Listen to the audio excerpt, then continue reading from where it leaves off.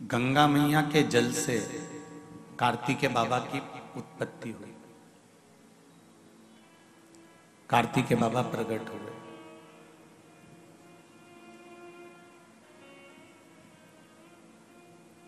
कार्तिकेय जी ने अपनी माता जी से पूछा कि मां, ये बताओ कि मेरे जन्म का कारण क्या है,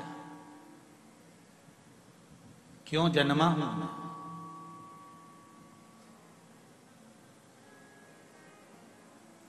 मेरे जन्म का कारण है क्या? मेरे जन्म का कारण क्या हो? तो मां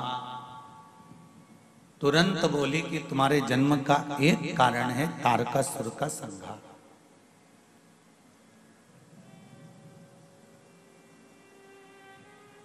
मां, एक असुर के संहार के लिए मेरा जन्म हुआ है क्या? मेरे जन्म का कारण केवल एक असुर का संहार ही है? केवल एक असुर का संहार? मां ने कहा, तुम्हारे जन्म का कारण असुर का संहार तो मां, असुर का संहार तो पिताजी भी कर सकते थे, असुर का संहार तो कोई दूसरा भी कर सकता था, असुर का संहार तो कोई अन्य 33 कोटि देवता में कोई देवता आकर कर सकता था। फिर मां ये बताओ कि मेरे ही द्वारा इस असुर का संहार क्यों, किस लिए? मां कहती है, कार्तिकेय, ये जो तारकासुर है ये शंकर भगवान का परम भक्त है। इसने मांगा भी तो क्या मांगा कि मैं किसी के द्वारा नहीं मरूं, अगर मरूं तो शिव जी के पुत्र के द्वारा मरूं।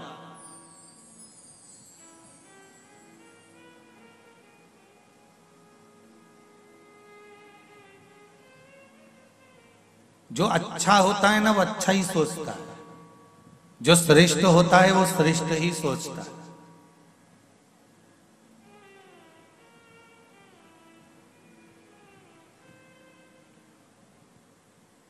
कई माताएं विचार कर कर बैठती हैं, मेरे को बद्रीनाथ जाना है, मेरे को केदारनाथ जाना है। कब जाओगी? बस मेरे पोते की शादी हो जाए और पोता बहू हो जाएगी ना तो मैं उनको लेके जाऊंगी धुकाने के लिए। अब देखिए, अच्छा सोचा है ना उसने, अच्छा विचार किया है ना उसने। उसका विचार, उसकी सोच अच्छी है, इसलिए वो अच्छा सोच रहा है। तो तारकासुर ने क्या मांगा कि मरूं तो शंकर भगवान के पुत्र द्वारा मरूं। तो माता पार्वती जी ने कार्तिकेय से कहा कि यह असुर जरूर है पर शंकर जी का भक्त है, शिव का उपासक है, शिव का भक्त है, शंकर की आराधना करता है, शिव की उपासना करता है और इसके मन में शिव जी के प्रति बड़ा भाव है, हृदय में बड़ा आनंद है शंकर जी के प्रति। इसलिए ये मांग रहा है कि भगवान शिव के पुत्र द्वारा मरूं, क्योंकि जो भगवान का भक्त होता है, जो जिससे लगा हुआ होता है, जिसके प्रति जिसका स्नेह होता है, उसको वो कभी दुखी नहीं देख सकता। तारकासुर शंकर भगवान अकेले बैठकर तप साधना कर रहे थे, अकेले बैठकर आराधना कर रहे थे, सती माता जलकर भस्म हो चुकी थी। तो तारकासुर को लगा कि मेरे भोलेनाथ, मेरे शंकर, मेरे त्रिकालदर्शी, मेरे कैलाशी, मेरे अविनाशी, मेरे शिव अकेले हैं और यदि ये अकेले रहेंगे तो मुझे कितना बुरा लगेगा। इनकी भी जोड़ी बन जाए, जैसे लक्ष्मी और नारायण की है, ब्रह्मा और ब्रह्माणी की है, इंद्र और इंद्राणी की है, इनकी भी एक जोड़ी बन जाए, शंभु, इनकी भी एक जोड़ी बन जाए, बस इतना।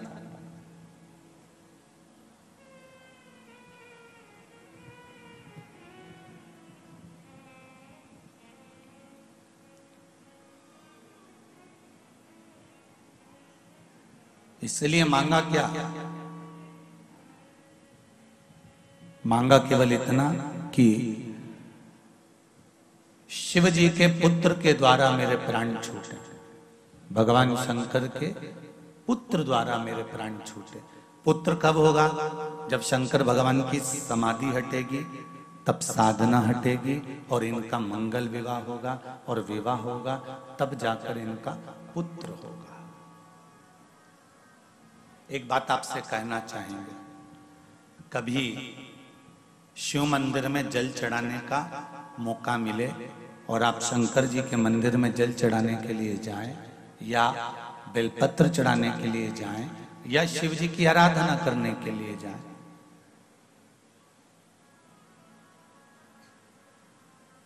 आप जब शिव जी के सम्मुख में भगवान शंकर के पास, भगवान ओगड़दानी के पास में, मेरे भोलेनाथ जी के पास में जब जाएं, तो केवल जल चढ़ाकर वापिस मत आना, केवल बेलपत्र चढ़ाकर वापिस मत आना, केवल चावल का दाना या पुष्प चढ़ाकर वापिस ना आना, दिया लगाकर वापिस ना आना।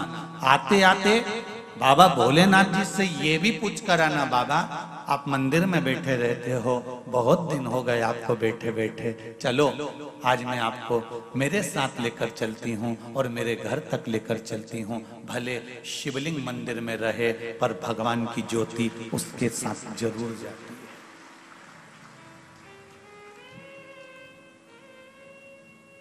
शिवलिंग भले मंदिर में रहे। हम क्यों कहते हैं कि 12 ज्योतिर्लिंग? ज्योतिर्लिंग का मतलब क्या होता है? जहां शंकर भगवान की ज्योति हमेशा प्रकट रहती है। और ज्योति से मतलब ये नहीं कि घी का दिया या तेल का दिया प्रकट रहता है, उससे मतलब नहीं है।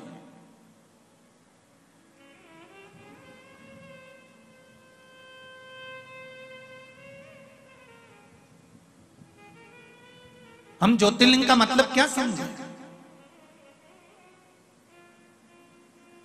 जहां पर भगवान शंकर की ज्योत जल रही है उसका मतलब ज्योतिर्लिंग? नहीं नहीं नहीं। जहां घी का दिया जल रहा है उसका ज्योतिर्लिंग? नहीं। जहां तेल का दिया जल रहा है उसका मतलब ज्योतिर्लिंग? नहीं। ज्योतिर्लिंग का मतलब होता है जहां पर शंकर पार्वती 24 घंटे उस भूमि पर, उस स्थान पर विद्यमान है। इसलिए कैलाश पर माता पार्वती जी ने जब एक प्रश्न किया था तो अमरनाथ की गुफा में शंकर भगवान ने पार्वती को अमर कथा सुनाई थी, और उस अमर कथा में माता पार्वती जी ने एक प्रश्न किया था।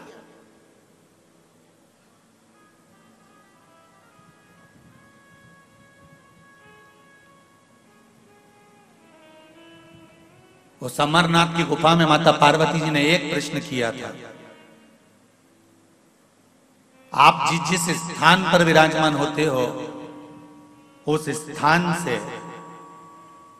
आप कितनी देर के लिए ओझल होते हो, कितनी देर के लिए जाते हो? बहुत ध्यान से सुनना रे भाई। आप अगर 2 साल से 3 साल से 4 साल से 5 साल से 8 साल से अगर शिव महापुराण की कथा सुन रहे हो तो उसमें आज की कथा बड़ी विशेषता में ध्यान रखना। सोमती अमावस्या नवग्रह शिव महापुराण की कथा हैदराबाद बाहेती परिवार द्वारा जो हो रही है उस पर ध्यान दीजिएगा। और अगर सुनने से वंचित रह जाओ तो बाद में सुन लेना, पर सुनना जरूर कथा। आप कितनी देर, कितनी घड़ी, कितने पल, कितने क्षण, कितने समय आप किस जगह पर रहते हो, यह पार्वती जी ने अमरनाथ जी की गुफा में माता पार्वती ने शिव जी से प्रश्न किया, जिस समय पर अमर कथा बाबा देवाधिदेव महादेव माता पार्वती को सुना रहे थे।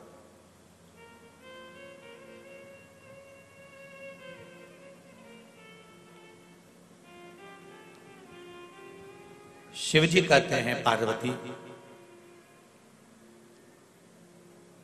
जब सोमवार का दिन होता है, चंद्र का दिन होता है, जिस दिन मैंने चंद्र की काया को ठीक करा था,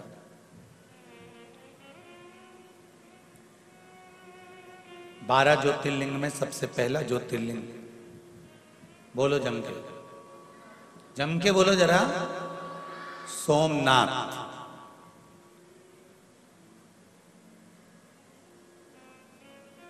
पहली गिनती में सोमनाथ जी को क्यों दिया गया?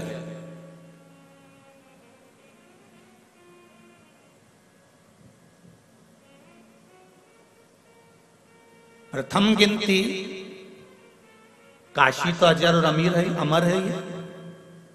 काशी के शिवलिंग का निर्माण तो ना जाने कितने सतयुग, ना जाने कितने त्रेता, ना जाने कितने द्वापर, ना जाने कितने कलयुग निकल चुके हैं, तब भी काशी में शिवलिंग था। शंकर काशी में थे और शंकर काशी में हैं और शंकर काशी में रहे। ना जाने कितने सतयुग, कितने त्रेता, कितने द्वापर और कितने कलयुग निकल गए, काशी में शिव है, था और रहेगा, ये निश्चित है।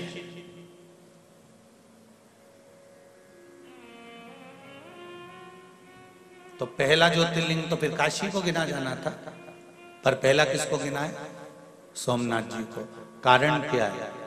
भगवान शंकर कहते हैं कि चंद्र से मैंने जब बारों का निर्माण किया, सोमवार, मंगलवार, बुधवार, गुरुवार, शुक्रवार, शनिवार, ये मैंने जो बनाए हैं, इन बारों का मैंने जो निर्माण करा है नवग्रह के हिसाब से, उसमें प्रथम चंद्र को लिया है। चंद्र के बाद में, उसके बाद मैंने सारे ग्रहों को लिया, क्योंकि एक ग्रह को मैं अगर संभाल लेता हूं तो बाकी के ग्रह अपने आप संभल जाते हैं। अगर घर का प्रथम बेटा अच्छा निकल जाए तो बाकी के बेटों को मार्ग वो बड़ा बेटा ही प्रदान कर देता है, बदल नहीं पाता।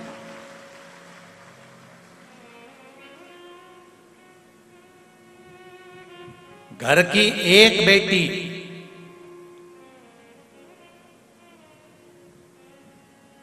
घर की अगर बड़ी बेटी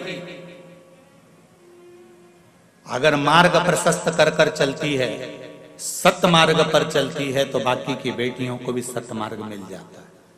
और यदि पहली बेटी ने ही सोच लिया कि मुझे तो उससे विवाह करना है, मुझे तो ऐसा करना है, तो बाकी की जो बेटियां हैं वो भी मार्ग से विभाजित हो जाती हैं। प्रथम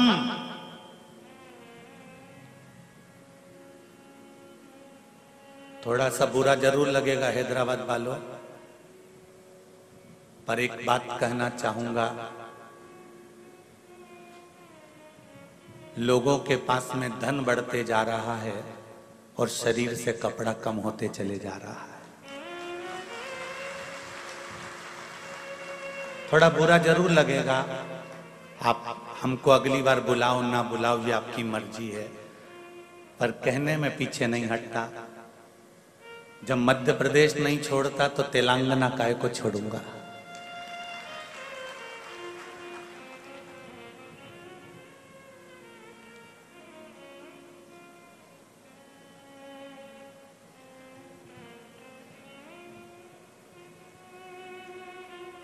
जब शरीर पर घाव हो जाता है ना, तो डॉक्टर क्या करता है? उस घाव को खुला छोड़ देता है क्या? जम के तो बोलो नहीं। क्या लपेटता है? पट्टी। पट्टी घाव को ठीक करने का काम करती है क्या? नहीं। पट्टी घाव पर मक्खी ना बैठे, मक्खी ना भिन भिनाए, इसलिए बांधी जाती है।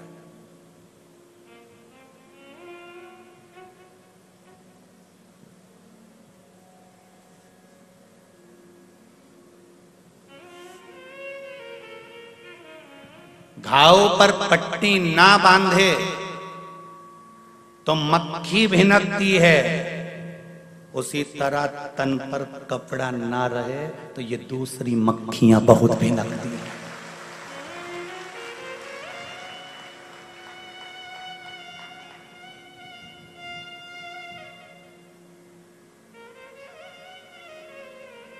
फिर प्रशासन को दोष मत देना और पुलिस को दोष मत देना।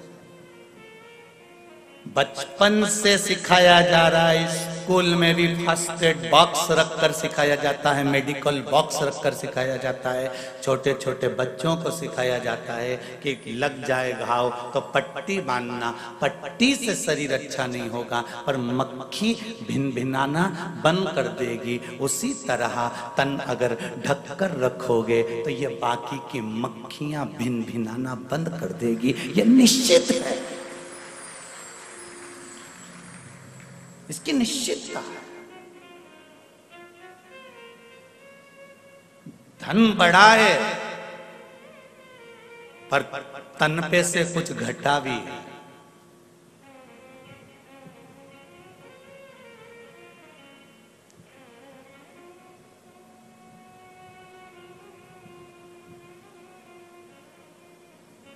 कुछ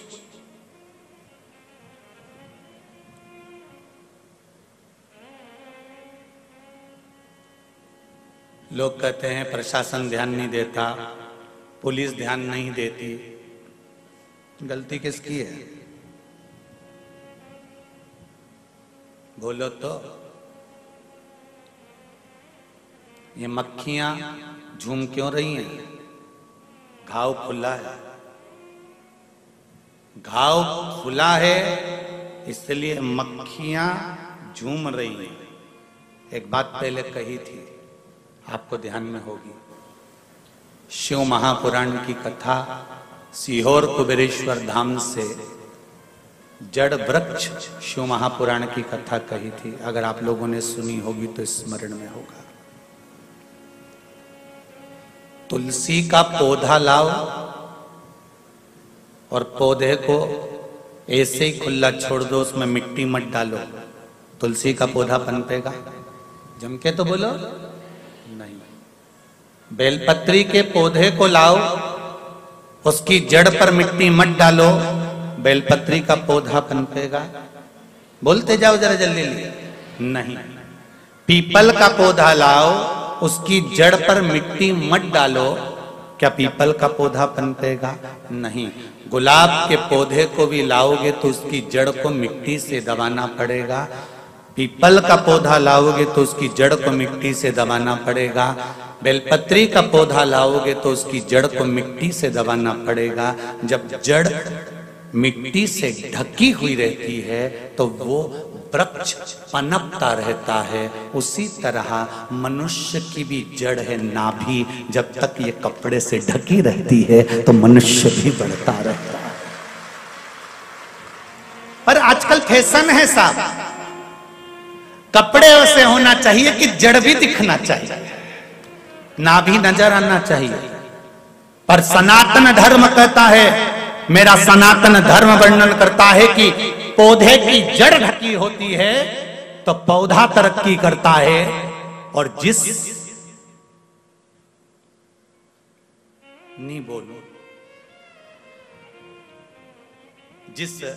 मनुष्य की, नारी की जड़ ढकी होती है वो नारी भी कुल की मर्यादा को आगे बढ़ा देती है। अब कितना कहें, समझने वाला व्यक्ति उतने में समझ सकता है, इससे ज्यादा क्या कहोगे?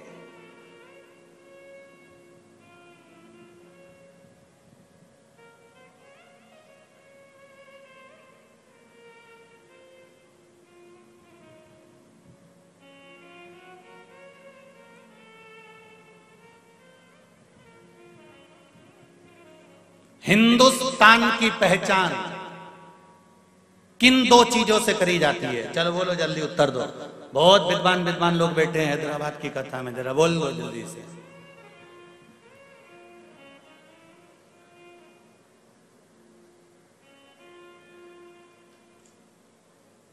दो जो भैया माइक दो जरा, जी बोलने वाली है उनको दो जरा माइक पहुंचो। हाँ खड़ी हो जाओ।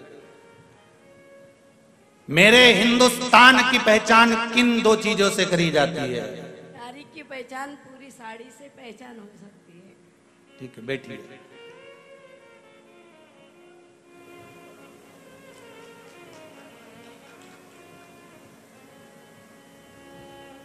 इधर दो माइक को, जी बोलने वाली। हाँ खड़े हो जाओ, हो जाओ खड़े जल्दी। देव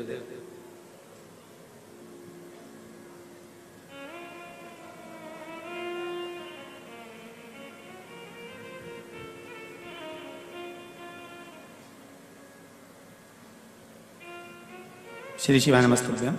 श्री शिवाय नमस्तुभ्यम। हिंदुस्तान की पहचान सभ्यता और संस्कृति से है। बहुत बढ़िया, बैठिए।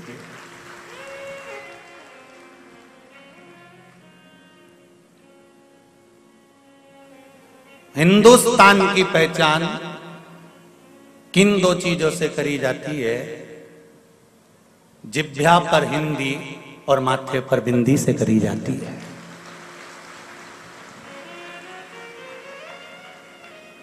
मेरे हिंदुस्तान की पहचान है तुम्हारी जीवान पर हिंदी हो और मेरी बेटियों के माथे पर बिंदी हो।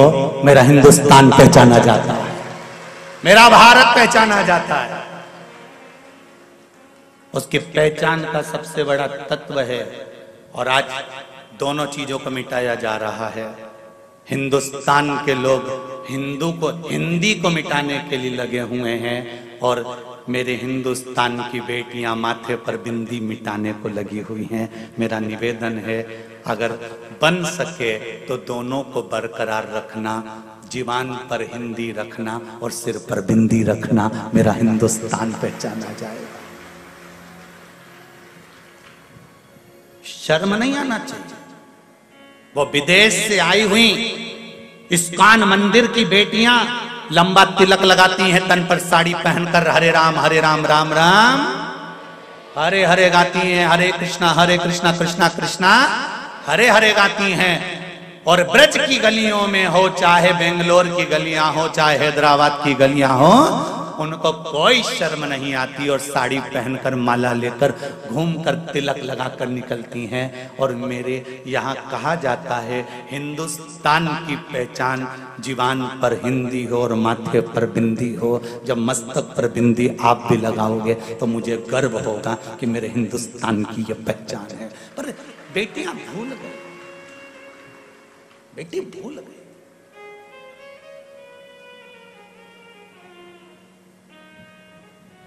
धन बढ़े तुम्हारे यहाँ, हम मना नहीं।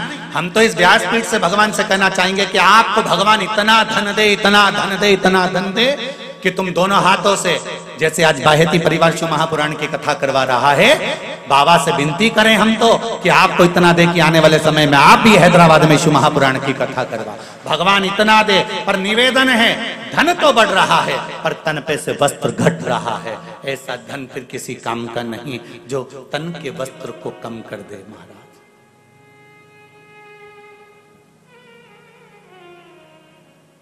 प्रथम नवग्रह शिव महापुराण की कथा चल रही है, थोड़ा ध्यान लगाकर सुनिएगा। और अगर आपको जिंदगी में अच्छा लगे तो इस हिंदुस्तान की दो पहचान को अगर अच्छा लगे तो टीवी के माध्यम से काट कर व्हाट्सएप पर, इंस्टाग्राम पर जरूर सबको भेज देना कि मेरे हिंदुस्तान की दो पहचान है। एक जीवान पर हिंदी और जम के बोलो माथे पर बिंदी। ये मेरे हिंदुस्तान की पहचान है।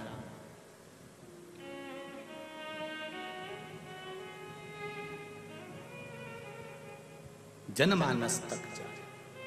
शिव महापुराण केवल यहीं तक नहीं, जो नहीं सुनते उन तक आप भेज सकते हो। सोशल मीडिया के माध्यम से आप पहुंचा सकते हो। घाव पर पट्टी बंधना जरूरी है। मक्खी भिनकेगी, तन पर वस्त्र सही होना जरूरी है, नहीं तो ये बहुत मक्खियां है रे संसार में, ये भी बहुत भिनकेगी। फिर प्रशासन को या पुलिस को दोष मत देना कि ये कुछ नहीं करते। वो तो कहते हैं कि पट्टी बांध के रखो ना घाव पर, तन पर अच्छे कपड़े पहन कर रखो। किसी की सामर्थ्यता है कि भिनक जाए। झांसी की रानी भी तो थी, मां अहिल्याबाई भी तो थी, मां मुक्ताबाई भी तो थी, कर्माबाई भी तो थी, मीराबाई भी तो थी। खूब जियो, खूब अलमस्त आनंद में आप। हम ये नहीं कहते कि आप आज के युग में मत जियो, बहुत बहुत जियो आज के युग में, पर अपनी संस्कृति और अपनी सभ्यता से पीछे मत हटो। अपनी सभ्यता और अपनी संस्कृति से हमको पीछे नहीं हटना।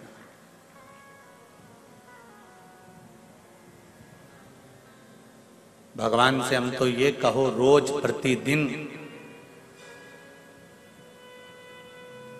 बाबा मेरे देव अधिदेव महादेव, विनती करती हूं आपसे, आज सोमती अमावस्या का दिन है बाबा, बस इतनी विनती करना कि किसी की गरज ना रहे और किसी का करज ना रहे। हाथ जोड़कर भगवान से विनती करना, भोलेनाथ इतनी कृपा करना कि किसी की गरज नहीं रहे, हाथ नहीं जोड़ना पड़े किसी के आगे कि भैया मेरा ये काम कर दो, भैया मेरा ये काम कर दो, भैया मेरा ये काम कर दो, किसी की गरज ना रहे और माथे पर किसी का करज ना रहे। भोलेनाथ जब प्राण त्याग कर जाऊं तब अलमस्त होकर भगवान का भजन करती करती जाऊं, कोई चिंता नहीं, ना गरज, ना तो मैंने उससे कहा कि मेरा यह काम कर दे, ना मुझे किसी की गरज की जरूरत पड़ी, ना मैंने किसी से कहा कि मेरा यह काम करना। कहा तो मेरे भोलेनाथ जी से कहा तो मेरे शंभू से कहा तो मेरे ओघरदानी से कहा तो मेरे शंकर से कहा।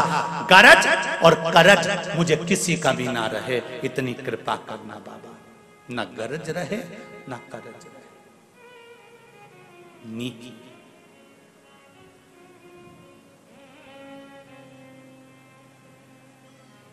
कितना भी धन जोड़ लो रे बाबा और कितना भी पैसा इकट्ठा कर लो, अंतिम समय में राम नाम सत्य ही चिल्लाएंगे। जो लेकर जाएंगे वो ये नहीं चिल्लाएंगे करोड़पति मरा है तो जम के चिल्लाओ हाय धन हाय धन हाय धन हाय धन, ऐसे चिल्लाता है कोई? अरे बोलो तो जम के नहीं, कोई चिल्लाता हो कि हाय धन हाय धन हाय धन, जो भी चिल्लाता है आखिरी में राम नाम सत्य ही चिल्लाता है, क्योंकि दुनिया को मालूम है अब तो इसका निधन हो गया तो धन किस काम का, अब क्या मतलब का, जब निधन ही हो गया तो धन की मूलता कहाँ रही। इसलिए हाय धन या धन धन धन धन कोई नहीं चिल्लाएगा, यहाँ तो लोग चिल्लाएंगे तो राम नाम सत्य है चिल्लाए।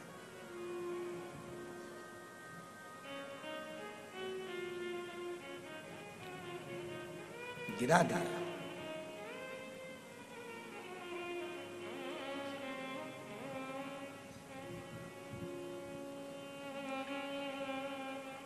प्रथम चंद्रदेव को भगवान शंकर ने पार्वती से अमरनाथ जी की गुफा में कहा कि मैंने चंद्र को पहले साधा है, क्योंकि एक ग्रह अगर संभल जाता है तो पूरे 9 ग्रह अपने आप संभल जाते हैं। घर का प्रथम बेटा, घर की प्रथम बेटी अगर संस्कारवान निकल जाती है तो ये निश्चित है कि बाकी के बच्चे भी संस्कारवान निकल जाएंगे। प्रथम को संवारा है, प्रथम।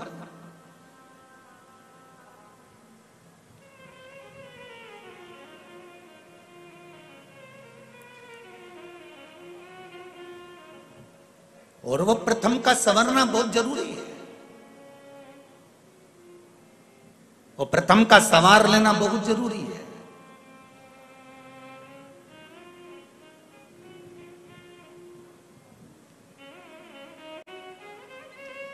हम लोग चिल्लाते हैं हम सुधरेंगे युग सुधरेगा, हम बदलेंगे युग बदलेगा। धर्म की, अरे बोलो तो, अधर्म का, प्राणियों में विश्व का, गौ माता की जय। ये चिल्लाते चिल्लाते पूरी जिंदगी निकल गई। हम बदलेंगे युग बदलेगा।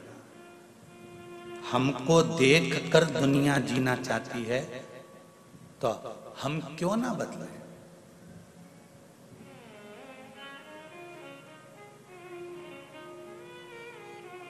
आप किसी को कहें ना कहें कि आप जाओ और एक लोटा पानी चढ़ाओ, आप घर से एक लोटा पानी लेकर निकलकर मंदिर जाना चालू करेंगे, आपको देखकर दुनिया के नहीं, परिवार के नहीं तो मोहल्ले की कई माताएं आपके एक लोटे को देखकर वो भी चालू कर देगी, ये निश्चित है, ये निश्चित था। एक पत्र आया है, देखिए, बड़ा सुंदर है।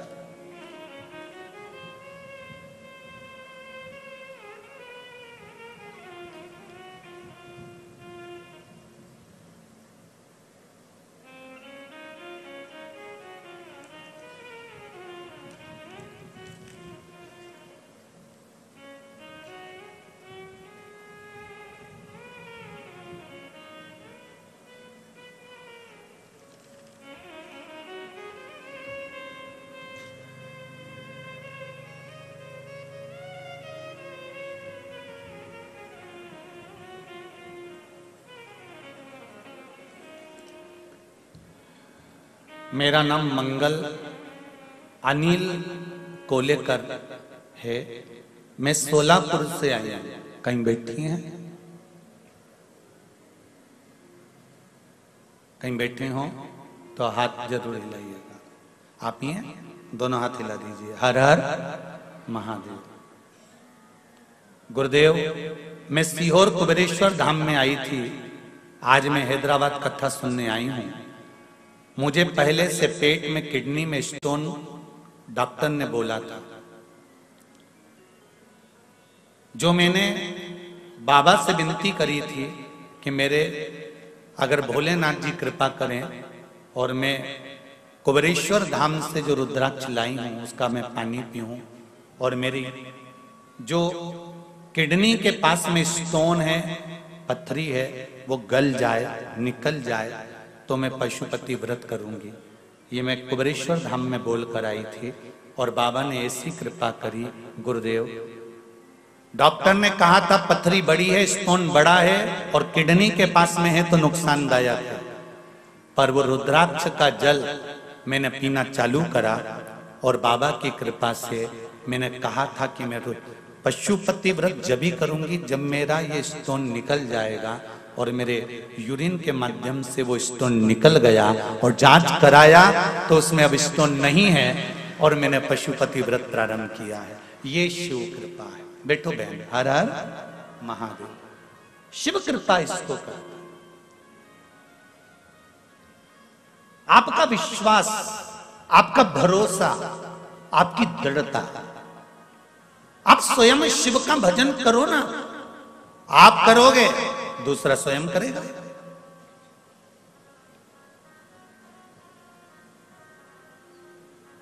एक पत्र और है, देखिए।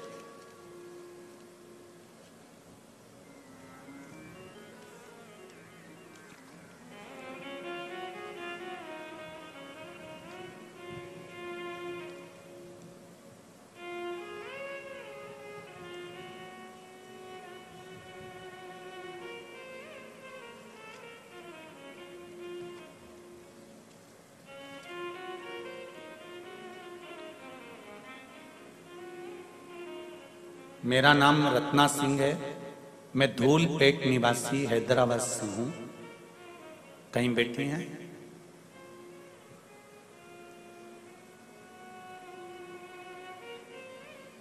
रत्ना सिंह, धूलपेट निवासी। मुझे 2 बेटे हैं और मुझे हमेशा से एक बेटी की इच्छा थी। मैंने आपकी कथा में आंकड़े की जड़ का उपाय सुना था। मेरी मासी को कोई संतान नहीं थी तो मैंने उन्हें भी ले जाकर यह उपाय किया और मैंने अपने लिए भी पुत्री के लिए, लड़की के लिए मनोकामना की।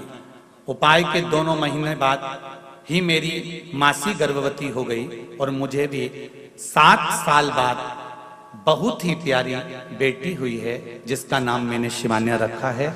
उसका फोटो भी मैं लगाकर भेज रही हूं। फोटो भी लगाकर भेज रही हूं। गुरुदेव, मेरी प्रेगनेंसी में बहुत ही प्रॉब्लम थी। शायद मैं और मेरी बेटी नहीं बचते, लेकिन भोलेनाथ की कृपा से हम पर बनी रही और आज मैं और मेरी बेटी दोनों ही सही सलामत हैं। मैंने अपनी प्रेगनेंसी में भगवान शंकर की आराधना करी, इसलिए मेरी बेटी के जंघा पर नंदी का एक लांछन बना हुआ आया है जो मेरी बेटी की जंघा पर बना है, फोटो में दिया है उसने, आप देख सकते हैं। ये नीचे वाला जो फोटो है इसमें जंघा पर जो नंदी का लांछन बना हुआ है। शिव आराधना का फल किसको कहते हैं, ये शिव है। एक पत्र और आया है जिसमें फोटो लगाया गया है बच्चे का। मैं रत्नमाला नरहरि कोटलवार नांदेड़ महाराष्ट्र से तहसील लोहा गुरुजी को कोटि कोटि प्रणाम। फरवरी में सीहोर आई थी, तब मेरी बहू प्रेग्नेंट थी। मुझे पहली 2 नातिन 2 बेटियां थी, पोती थी। अब मुझे पोता होना था तो मैंने बाबा से विनती कर बाबा से निवेदन करा था और बाबा की कृपा से बैसाख पूर्णिमा सोमवार को सुबह 8:52 पर मेरे यहाँ पर मेरे पोती 2 थी, अब पोता मेरे बाबा ने मुझको दिया है। ये शिव की कृपा से प्राप्त हुआ, शंकर की कृपा। एक पत्र और बड़ा सुंदर है, देखिए।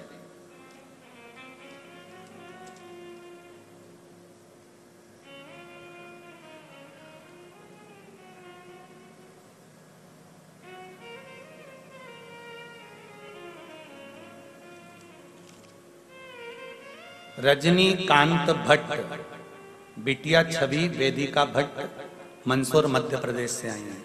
आप हैं? श्री शिवाय नमस्तुभ्यम।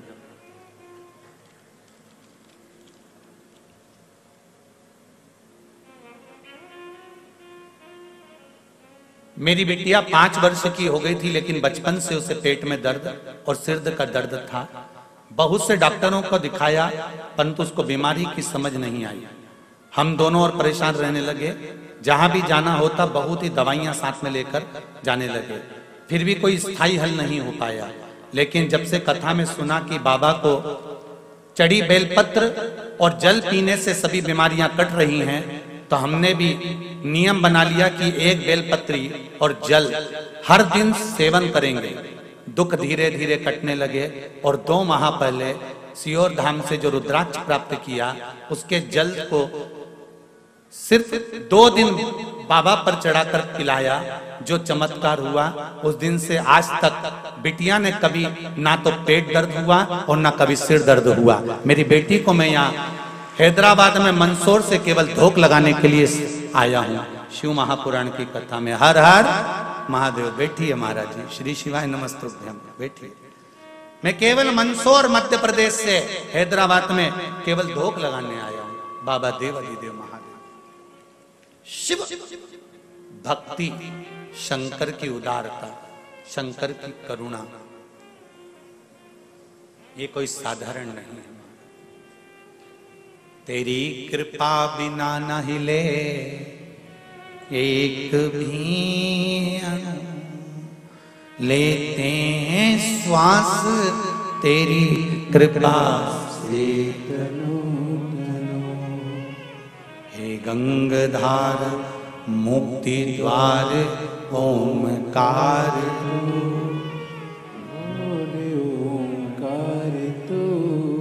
आयो शरण तिहारी शंभु तार तार।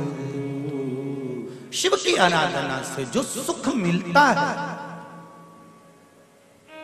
वो कहीं नहीं मिल सकता। सारी समस्या का हल एक लोटा जल। फिर दुनिया चाहे कितना भी विरोध करे, चाहे दुनिया कितने भी अपशब्द कहे, चाहे दुनिया कितना भी ताना दे। किसी को हार्ट अटैक भी आ गया, डॉक्टर अपना काम करेगा। तुम एक बार लोटा लेकर पानी लेकर शिव के मंदिर तो जाओ।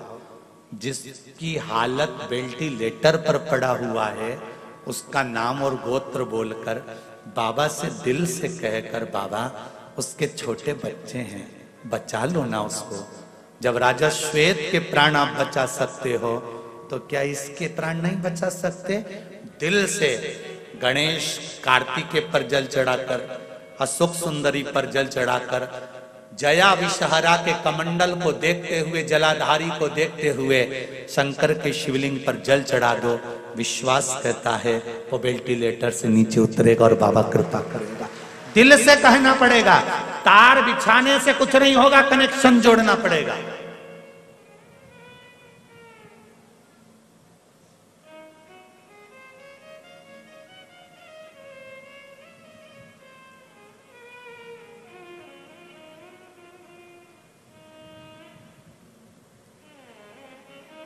कनेक्शन जोड़कर चलना पड़ेगा। जैसे घर में बुजुर्गों के होने से बच्चों को चिंता नहीं रहती, बहुएं उठी मायके चली गई, बहुएं किटी पार्टी में चली गई, बहुएं यहां चली गई, बहुएं वहां चली गई। क्यों?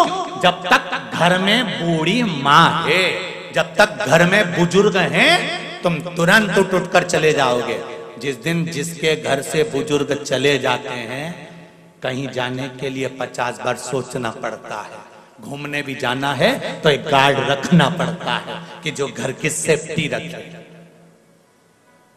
वो तो फ्री फोकट के चौकीदार मिले हैं तुमको।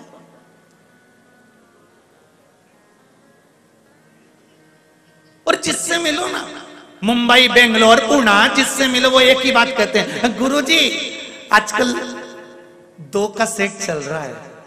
हमने कहा 2 का सेट कैसे है? बस पति और पत्नी, और ज्यादा हो तो हम 2 हमारे 2। हमने तो कहा भैया देखो, हमारी मम्मी तो जब जब जाती थी ना बाजार में तो 6 का सेट खरीद के लाती थी। बोलो सही है कि गलत है? यहाँ पर भी बुजुर्ग माताएं बैठी हैं, बूढ़े बूढ़े लोग बैठे हैं। जब भी बुजुर्ग बाजार जाता था तो 6 का सेट खरीद कर लाता था। स्टील की कटोरी 6, थाली का सेट 6, चीनी का सेट 6, गिलास का सेट 6, चद्दर का सेट 6, बंदरवार का सेट से पैर पोछनी 6। तो घर में भी 6 का सेट होना चाहिए। 2 पति पत्नी, 2 बच्चे और 2 बूढ़े माँ बाप, तब जाकर ये 6 का सेट कंप्लीट होता।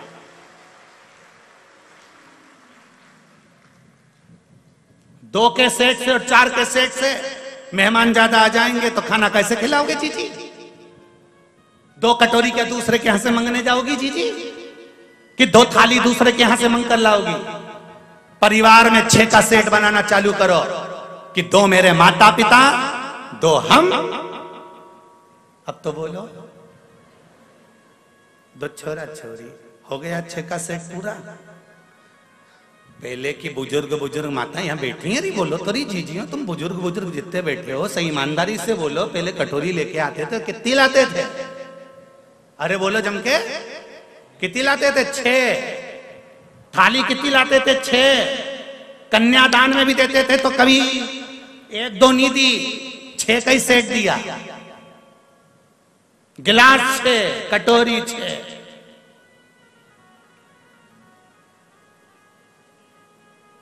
ना जाने किसने लाके छोड़ दिया। हम 2, हमारे 2। मेहमान ज्यादा आ जाए तो थाली धो, भाई वो खा ले, उसके बाद धो के दूसरे को दे। सीधी बात है। अगर मेहमान ज्यादा आ जाए तो फिर थाली धो के उसको दो। पर यहाँ तो शिव पुराण कह रही है, मेरा शंभू की कथा कह रही है, मेरे शंकर की कथा कह रही है। सेठ पूरा रखो रे घर के अंदर, सेठ पूरा होना चाहिए।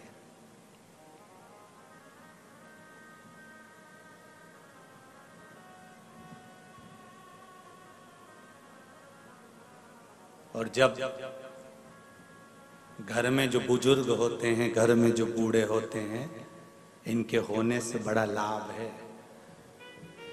केला खाया है कभी तुम लोगों ने? तो केले का जो छिलका होता है ना, वो काला पड़ जाता है, पर अंदर का केला बेकार होता है क्या? नहीं, छिलका भले गड़बड़ हो जाएगा पर अंदर के भाग को, अंदर के जो केला है उसको वो बेकार नहीं होने देता। उसी तरह घर के जो माता पिता हैं वो केले के छिलके की तरह हैं। वो भले अवस्था गलती चली जाती है, शरीर ढलता चले जाता है, पर अपने बेटे और बेटी को कभी तकलीफ नहीं आने देते। ऐसे केले के छिलके माता पिता नहीं है, वो केले के छिलके हैं जो केले को बेकार नहीं होने देते। उसी तरह घर के बुजुर्ग, घर के बड़े आपको कभी बेकार नहीं होने देते।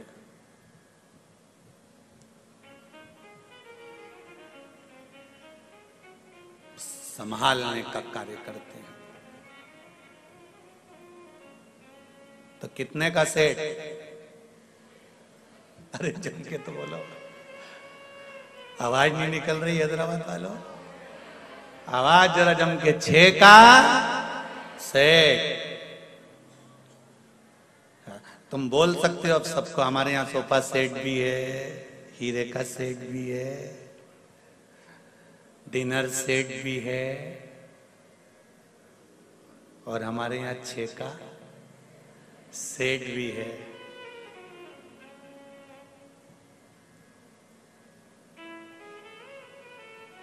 नहीं तो आज का जमाना सोफा सेट भी है, डिनर सेट भी, हीरे का सेट भी है, सोने का सेट भी है, बस आदमी अब सेट है। जमाना बड़ा विचित्र है। सेट रखना है।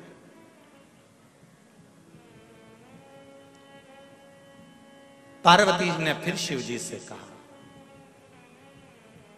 प्रथम चंद्र को आपने पकड़ा,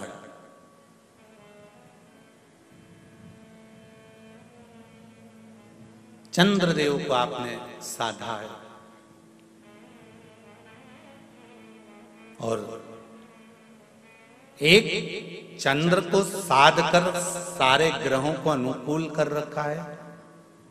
शिवजी कहते हैं कि केवल एक घर का अगर सद जाए तो बाकी को साधने में दिक्कत नहीं होती। तारकासुर को मारने के लिए माता पार्वती कार्तिकेय जी से कहती हैं कि इसने अच्छा सोचा है, गलत नहीं सोचा, इसलिए तुम इसको मारना। तो क्योंकि इसने बरी मांगा है कि मैं शिव जी के पुत्र द्वारा मरूंगा, तो मरेगा तो तुम्हारे हाथ से, पर इसके हृदय में घात ना हो, इसके शरीर में घात होगी, चल जाए।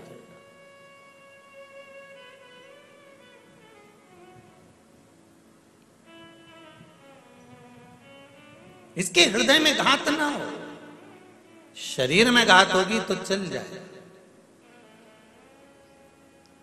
तारकासुर के प्राण छूटे, शरीर नीचे गिरा। तारकासुर के प्राण छूटते से ही तारका मुस्कुराया, और मुस्कुराने का कारण केवल एक ही था कि जिस शिव की आराधना मैंने जिंदगी में करी, वही शंकर के पुत्र ने मुझे शिव धाम पहुंचा दिया। इससे बढ़कर सुख और क्या चाहिए। जितने लोग आस्था चैनल पर कथा सुन रहे हैं, फेसबुक यूट्यूब पर कथा सुन रहे हैं, और इस पावन प्रागण्य में कथा सुन रहे हैं, उनसे निवेदन करूंगा, बहुत भटक लिए थे अपन, सारी दुनिया में भटक रहे थे, किसको भजें किसको भजें, किससे कहें किससे ना कहें, ना जाने कितनी कितनी जगह पर जाकर सिर रगड़ा होगा, ना जाने कितनी जगह बाबा जोगियों के चक्कर में पड़ गए होंगे, ना जाने कितने प्रपंच में पड़ गए होंगे, पैसे पे पैसा बर्बाद कर दिया होगा। पर अब हमको किसी के चक्कर में नहीं पड़ना, हमको तो उसके चक्कर में पड़ना है कि जिसने स्वयं कह रखा है कि मेरा तो चक्कर भी मत लगाना। सारे देवताओं की परिक्रमा होती है, शंकर जी की होती है क्या? नहीं। शिव जी कहते हैं कि मेरे चक्कर में भी मत पड़ना, बस इतना याद रखना कि मैं जिस मस्ती में जीता हूं उस मस्ती में अपनी जिंदगी को जीना। कंठ में जहर है, मुख में राम का नाम है, सिर पर गंगा जी धरी है, पास में पार्वती गणेश कार्तिकेय सब बैठे हुए हैं। ऐसी मस्त जिंदगी जीना, कंठ में रखना दुख और तकलीफ को, उजागर मत करना। अपने दुख को किसी को कह दोगे ना, थोड़े दिन तक तो हाँ ठीक है, अब करेगा क्या जिसको कहोगे? किसी से अगर अपने दुख कह भी दिया तो करेगा क्या? तुम्हारे दुख को वो काट सकता है क्या? तो अपने कंठ तक दुख को रखो, और इनको मत कहो। संसार वालों को अपने दुख को कहना है तो मेरे देवाधिदेव महादेव से जाकर कहो कि मुझे दुख है, तू मुझे संभाल, अब कोई नहीं मेरा। भोलेनाथ दया करना, मैं तेरे भरोसे, मेरे बाबा दया करना, मैं तेरे भरोसे। उससे कहो, परिवार वालों से कहोगे अपना दुख थोड़े दिन सुनेंगे, इस कान से सुना इस कान से निकाल देंगे, कर तो रहे हैं, टेबलेट दे तो रहे हैं, डॉक्टर को दिखा तो रहे हैं, सारी तो जांच करवा ली, अब हम क्या करें, क्या हम मर जाएं? परिवार वालों से कहोगे तो एक ही बात कहेंगे, हमने सब तो कर रहे हैं, आगे बढ़कर तुम्हारी बहु सेवा कर रही है, आगे बढ़कर तुम्हारे लिए रोज डॉक्टर आ रहा है, इंजेक्शन लगा कर जा रहा है, ये कर रहे हैं, जांचें करा रहे हैं, ये कर रहे हैं, वो कर रहे हैं। घर के लोग तो तुमसे इतना ही कहेंगे कि हम सब कुछ कर रहे हैं। तो अब घर के लोगों से कहकर देख लिया ना तुमने अपना दुख, अपनी तकलीफ, अपना कष्ट। अब एक बार मेरे बाबा से कहकर देखना, देवाधिदेव महादेव से कहकर देखना, शंभु, ओघड़दानी, त्रिकालदर्शी, कैलाशी, हे मेरे बाबा विश्वनाथ, विश्व का भरण पोषण करने वाले हे शंभु, आज मेरे हृदय में ये दुख है, किससे कहूं? एक तू ही तो है, किससे कहे? अब उससे बोलकर देखो।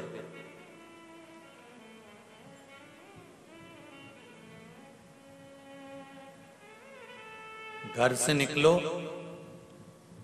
तो श्री शिवाय नमस्तुभ्यम या पंचाक्षर नमः शिवाय या षडाक्षर ओम नमः शिवाय या द्वादशाक्षर ओम नमो भगवते वासुदेवाय या 2.5 अक्षर का कृष्ण या 2 अक्षर का राम कहते हुए निकलो। हम तुम पर बंधन नहीं करेंगे, बिल्कुल। हम आपसे ये नहीं कहेंगे कि आप बंद कर रहो शंकर जी के, आप तो घूमते रहो, पर अपनी कीमत बरकरार रखना। मक्खी सब्जी के ऊपर जाकर बैठती है तो उसकी कीमत नहीं रहती, पर वो मक्खी सोनार के सोने की अंगूठी पर जाकर बैठती है और पलड़े पर तुला जाती है तो मक्खी भी तोले के भाव बिक जाती है। अपनी कीमत समझना, हर कहीं मत बैठ जाना, जाकर बैठना तो देवाधिदेव महादेव के पास जाकर बैठना, कीमतवान बन जाओ। तुम्हारी कीमत तुम्हें बनाना है, तुम्हारी कीमत तुम्हें बरकरार रखना है। गलत जगह पर जाकर मत बैठ जाना, कहीं का बाबा जोगी के हमारे पास आकर बैठो, हम ये कर देंगे, हम ये कर देंगे, हम ये भभूति उड़ा देंगे, हम ये बेल दे देंगे, हम तुमको ये दे देंगे, हम तुमको वो दे देंगे, और घूमना चालू कर दो और देना चालू कर दो। ऐसे फालतू जगहों पर जाकर मत बैठना, अपनी कीमत बरकरार रखना कि मैं कहूं तो मेरे देवाधिदेव महादेव से कहूं, मेरे शंकर के पास जाकर बैठूं, शिव मंदिर में जाकर बैठूं, शंकर का अनुमोदन करूं। मंदिर भी नहीं जा सकती तो अपने घर में बैठकर उस शंकर का अनुमोदन करना चाहती हूं। 3.5 करोड़ रोम छिद्र ये मनुष्य के शरीर में है, 21,600 श्वास ये मनुष्य के शरीर से रोज निकलती है। प्रतिदिन मनुष्य के शरीर से 21,600 श्वास निकलती है। भगवान से कहो कि इन 21,600 श्वास में से कम 100-200 श्वास तेरी निकालना, तेरे भजन की निकालना, तेरे स्मरण की निकालना। 21,600 में से 600 श्वास भी मेरे परमात्मा के नाम की निकल गई तो तुम्हारी 21,000 तो वैसे काम कर गई। तुम उस परमात्मा के नाम की निकालो तो खूब कमाओ दिल से, अपार धन हो तुम्हारे पास में, जितनी तुम्हारी कैपेसिटी है उससे ज्यादा कमाओ। हम तो कहेंगे भगवान तुमको खूब दे, 24 घंटा काम में व्यस्त रखे और तुम्हें मस्त रखे, तुम्हारा दिमाग ये फालतू जगह जाए नहीं, पर उसके साथ एक काम भी करते जाना, थोड़ा थोड़ा थोड़ा थोड़ा प्रभु का नाम भी भजते चले जाना। क्यों? कर्म का भोग मनुष्य को भोगना पड़ता है। दुकान पर पत्नी नहीं बैठती, पति को बैठना पड़ता है। नौकरी पति को करना पड़ती है, सर्विस पति को करना पड़ती है, परिवार को पति को चलाना पड़ता है। इसलिए पति को नौकरी में भी झूठ बोलना पड़ता है तो व्यापार में भी झूठ बोलना पड़ता है। बेईमानी पति को नौकरी में भी करना पड़ती है तो व्यापार में भी करना पड़ती है। पति को परिवार चलाने के लिए कपट व्यापार में भी करना पड़ता है तो नौकरी में भी करना पड़ता है। परिवार चलाने के लिए पति को छल नौकरी में भी करना पड़ता है तो व्यापार में भी करना पड़ता है। एक बात याद रखना, दुकान पर या नौकरी में छल तुमने करा, कपट तुमने करा, बेईमानी तुमने करी, प्रपंच तुमने करा, सब गलत काम तुमने करा, कमाकर लाकर पत्नी को दिया, बच्चों के लिए और पत्नी के लिए इकट्ठा किया, पर अंतिम समय में जब प्राण छूटेंगे, ऊपर जाओगे, तब वो पूछेगा क्या करना है, तो कहेगा मैंने जितना कमाया था अपनी पत्नी और बच्चों के लिए कमाया था, तो मुझे नरक मत पटको, साथ में मेरी पत्नी और बच्चों को भी तो नरक पटको। तो यमराज भी कहेगा झूठ तूने बोला है, कपट तूने करा है, बेईमानी तूने करी है, छल तूने करा है, प्रपंच तूने करा है, इसलिए भोगेगा भी तू ही। इसलिए एक लाइन याद रखना, तेरा क्या होगा रे कालिया, भोगेगा भी तू, ना पत्नी भोगेगी ना बच्चे भोगेंगे, भोगना तुझे पड़ेगा। इसलिए मेरा निवेदन है, पत्नी और धर्म पत्नी में जमीन और आसमान का अंतर होता है। पत्नी पति को पतन के रास्ते पर ले जाती है, सिनेमा घर ले जाती है, पार्टियों में ले जाती है और मायके ले जाती है। धर्म पत्नी पति को शिव महापुराण तक और धर्म के पथ तक लेकर जाती है।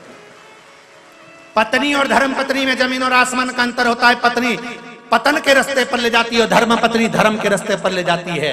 धर्म पत्नी का एक फर्ज है, अपने पति से रोज कहे तुम्हारी कमाई में से अठन्नी निकालना, कहीं शंकर में, कहीं कुमारी कन्या में, कहीं विद्या में, कहीं तुमसे बन जाए किसी की औषधि में, किसी के लिए गरीब के लिए, साधारण के लिए, दूसरे के लिए नहीं कर सको तो अपने परिवार में अगर कोई दुखी है तो उसके लिए अपने हाथों से करते चलो, क्योंकि जवाब ना पत्नी देगी ना बच्चे देंगे, देना तुझको पड़ेगा।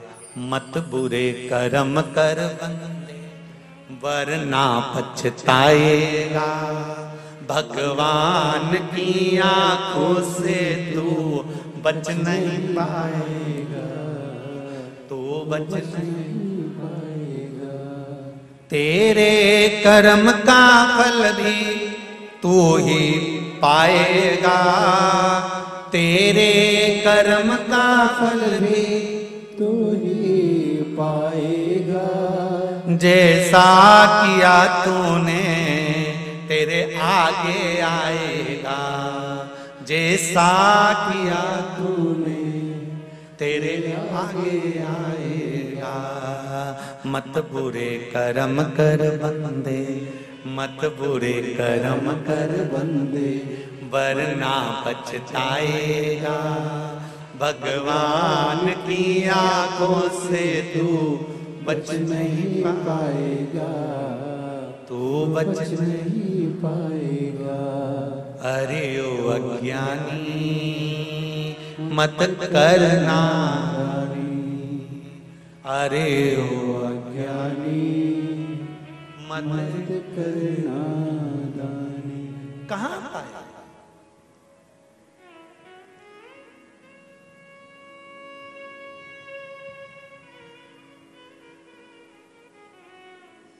कैसे मिलेगा? ये एकादशी क्यों आती है? प्रदोष क्यों आती है? हर महीने शिवरात्रि क्यों आती है? हर महीने अमावस्या और पूर्णिमा क्यों आती है? तीज और त्योहार क्यों आते हैं? किस लिए आते हैं? क्यों बनाए गए? ये इसीलिए बनाए गए। अगर पूरे महीने आप दान नहीं कर सकते, पुण्य नहीं कर सकते, सत्कर्म नहीं कर सकते, तो ये तिथियां बना दी, एकादशी, प्रदोष,